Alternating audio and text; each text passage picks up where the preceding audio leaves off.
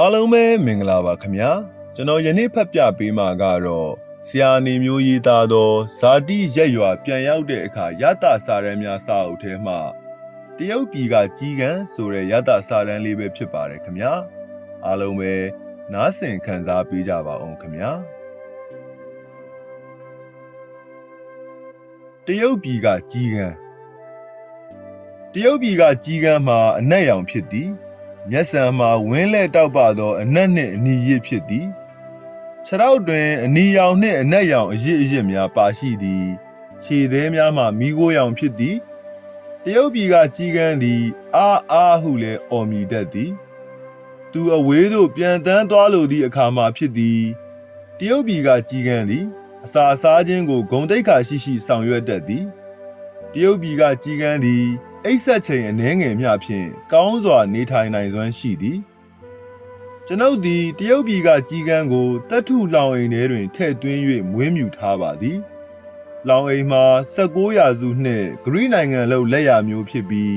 တရုတ်ပြည်ကကြီးကန်းမှာမန်ချူဧကရာလက်ထက်တရုတ်နိုင်ငံပေါက်ကြီးကန်းမျိုးဆက်ဟုဆိုပါသည်ကျွန်ုပ်သည်အသက်အရွယ်ကြီးရင်လာသောအခါထိုကြီးကန်းကိုမွေးမြူရန်စိတ်ဝင်စားလာခဲ့မိသည်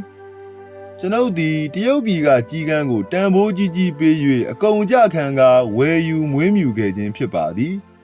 တရုတ်ပြည်ကကြီးကန်းသည်လေရင်ဖြင့်ကျွန်ုပ်ထံသို့ရောက်ရှိလာခဲ့ခြင်းဖြစ်သည်ကျွန်ုပ်၏အဝယ်တော်များသည်ကျွန်ုပ်၏မှားကြားချက်ကိုတေချာစွာလိုက်နာကြပေသည်တရုတ်ပြည်ကကြီးကန်းသည်လေရင်ဖြင့်ရောက်ရှိလာခဲ့သောနေ့ကအနှဲငယ်နွမ်းနယ်နေဟန်ရှိသည်ကျွန်ုပ်ကသူ့အတွက်ကြိုတင်စီစဉ်ထားသောအစားအသောက်များကိုကျွေးမွေးခဲ့တော်လဲထိုနေ့ကသူမစားခဲ့ပါကျွန်ုပ်၏အဝယ်တော်များသည်တရုတ်ပြည်ကကြီးကန်းကြိုက်နှစ်သက်သောအစားအစာများကိုစည်ရင်းပြုစုကာကျွန်ုပ်ထံကြိုတင်ပေးပို့ခဲ့သည်စာမျက်နှာ9မျက်နှာမျှရှိသောထိုစည်ရင်းတွင်ပါဝင်သည့်အမယ်များကိုကျွန်ုပ်ကကြိုတင်ဝယ်ယူဖြည့်တင်းထားခဲ့သည်တရုတ်ပြည်ကကြီးကန်းသည်စတင်ရောက်ရှိခဲ့သောနေ့ကမြည်သည့်အစားအစာကိုမှမစားဘဲတပ်ထုခွက်ထဲကရေကိုသာတစ်ကြိုက်နှစ်ကြိုက်မျှတောက်ခဲ့သည်ကျွန်ုပ်သည်တလေးစပါးနှင့်တကြားသီးဆန်များကိုတင်စီလိုက်ပြီးသူ့ကိုဂယူးတစိုက်ကြည့်မိပါသည်သူသည်မာကျော၍ချွန်ထက်သောနှုတ်သီးများကိုပိုင်ဆိုင်ထားသည်သူ၏မျက်စံမှာအနက်ရောင်ဖြစ်ပြီးအနီရောင်အရစ်ကလေးတစ်ရစ်ပါရှိသည်အမွှေးအတောင်များမှာအားလုံးအနက်ရောင်ဖြစ်သည်တစ်လွင်တောက်ပသောအနက်ရောင်မျိုးဖြစ်သည်သူ၏ခြေထောက်များမှာသေးသွယ်ပြီးအလွန်ခိုင်ခန့်ပုံရသည်မြဲမြံသောအင်အားသည်ထိုခြေထောက်များထဲတွင်တည်ရှိကာသူ၏ခန္ဓာကိုကောင်းစွာတည်ရှိစေခဲ့သည်သူ၏အတောင်ပံများအကြောင်းကိုမူတိတ်မသိရှိရသေးပါအဘဲကြောင့်ဆိုသောကျွန်ုပ်ကသူ့ကိုပြန်တန်းခွင့်မပြုသေးသောကြောင့်ဖြစ်ပါသည်သို့ပါတော့လဲကြီးကန်းများသည်မြင့်မြင့်မားမားကိုပြန်တန်းနိုင်သူများဖြစ်ကြောင်းကျွန်ုပ်ကြားဘူးနာဝရှိပါသည်တရုတ်ပြည်ကကြီးကန်းသည်နနက်ခင်းနေရောင်ကြီးကိုနှစ်သက်ဟန်တူပါသည်နေရောင်ကြီးနွေးနွေးထဲတွင်သူသည်လန်းလန်းဆန်းဆန်းဖြစ်လာလေရှိပါသည်ကျွန်ုပ်သည်နနက်ခင်းခတ်စောစောတွင်လှောင်အိမ်ကိုယူကာခြံထဲသို့ဆင်းပြီးသူနှင့်အတူနနက်စာစားတောက်ပါသည်လှောင်အိမ်ကိုစပွဲပေါ်တင်ကာကျွန်ုပ်ကကလပ်ထိုင်မှထိုင်ရင်းနေစာလှုံရင်းနနက်စာစားတောက်ကြပါသည်ကြီးကန်းသည်ကျွန်ုပ်ထံသို့ရောက်ရှိပြီးပထမဆုံးအကြိမ်အော်မြည်လိုက်စဉ်ကကျွန်ုပ်သည်ကြိုတင်လှီးဖြတ်ထားသောအသားတင့်ငယ်တစ်ခုကိုလှောင်အိမ်အတွင်းသို့ချကျွေးလိုက်ပါသည်စပွဲပေါ်တွင်ကျွန်ုပ်တောက်သုံးရန်ကော်ဖီပူပူမက်ခွက်တစ်ခွက်ရှိပါသည်ကျွန်ုပ်သည်ဆေးတံကိုမီးညှိရင်းကြီးကန်းအစာစားပုံကိုကြည့်နေမိသည်ကြီးကန်းသည်ခရီးပန်းခဲ့သဖြင့်မနေ့ကတညက်နေလုံးဘာမှမစားတော့ခဲ့ရာစာလောင်နေဟန်ရှိပါသည်ကြီးကန်းသည်အသားတစ်ကိုထိုးစိတ်ကာမိန်ရှက်စွာသုံးဆောင်လေတော့သည်နေရောင်ကြီးနွေးနွေးထဲတွင်သူ၏မျက်စံများမှာအဖိုးတန်ကြောက်မြတ်တစုံလိုတောက်ပနေသည်သူကဤသို့အော်မြည်သည့်အခါတိုင်းကျွန်ုပ်ကသူ့ကိုအစားအစာတစ်ခုခုကျွေးမွေးခဲ့မြဲဖြစ်ပါသည်ဤအတန်သည်ကျွန်ုပ်ကိုပျော်ရွှင်မှုနှင့်အတော်ပင်ဆင်ဆင်တူသောနီးစပ်လှသောခံစားမှုမျိုးကိုပေးပေသည်ဤအချက်တစ်ခုတည်းနှင့်ပင်ကျွန်ုပ်သည်ကြီးကန်းကိုမွေးမြူရန်ဆုံးဖြတ်ခဲ့ခြင်းအတွက်နောင်တမရရှိခဲ့ပေတလေးစပါးဆံများကို၎င်းတစ်ကြားသီးဆံများကို၎င်းစပစ်သီးအချောက်များကို၎င်း ပါမုံကို၎င်းသူစားတောက်လာခဲ့သည်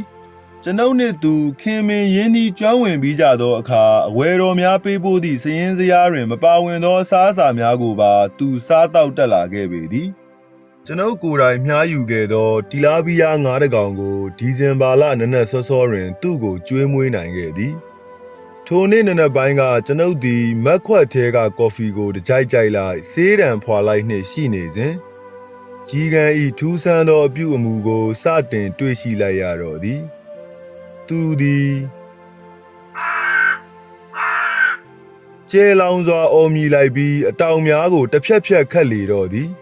နတ်မောင်သောအတောင်ပံများသည်လှောင်အိမ်ထဲတွင်ဝယုံသုံးကားဖြစ်နေတော့လဲသူ့ခန္ဓာကိုယ်မူလေထဲတွင်ကြွတက်နေစေသည်ပြင်းထန်သောအတောင်ပံခတ်တံများသည်သူနှင့်အတူလှောင်အိမ်ကိုပါလေထဲတွင်လှုပ်ရိမ်းနေစေတော့၏ကြီးကန်းသည်အမြင့်သို့ပြန်တန်းလိုဟန်ရှိပေပြီထိုနေ့ညကကျွန်ုပ်ကောင်းစွာအိပ်မပျော်ခဲ့ညင်းတဲ့ဒီအထိဆေးတစုံပြီးတစုံဖွာကငြိမ်သက်နေမိသည်ကြီးကန်းသည်အခန်းထောင်စင်ပေါ်တွင်လှောင်အိမ်ထဲ၌ငြိမ်သက်နေသည်ရခင်ညများတွင်လည်းသူသည်ဤကဲ့သို့ငြိမ်သက်တိတ်ဆိတ်နေတတ်မြဲဖြစ်တော်လဲယနေ့ည၌သူ၏ငြိမ်သက်တိတ်ဆိတ်နေမှုထဲတွင်အခြားသောအဓိပ္ပာယ်အကြောင်းအရာတစ်ခုခုပါရှိနေမည်လောဟုကျွန်ုပ်စိုးရိမ်ပူပန်နေမိပေသည်ထိုနေ့ညကကျွန်ုပ်ကောင်းစွာအိပ်မပျော်တော့ပါဆေးရန်ကိုဂရင်ဘေးစပွဲပေါ်တွင်ထားရှိလိုက်ပြီးအိပ်ယာဝင်ခဲ့တော်လဲကျွန်ုပ်အတွက်အလွယ်တကူအိပ်ဆက်နိုင်ခြင်းမရှိပါကြီးကန်းသည်ညထဲမှငြိမ်သက်နေစေပင်ဤသို့ဖြင့်ဒီဇင်ဘာလလေသို့ရောက်ရှိလာခဲ့သည်နနက်ခင်းသည်အေးသောနနက်ခင်းဖြစ်ပေသည်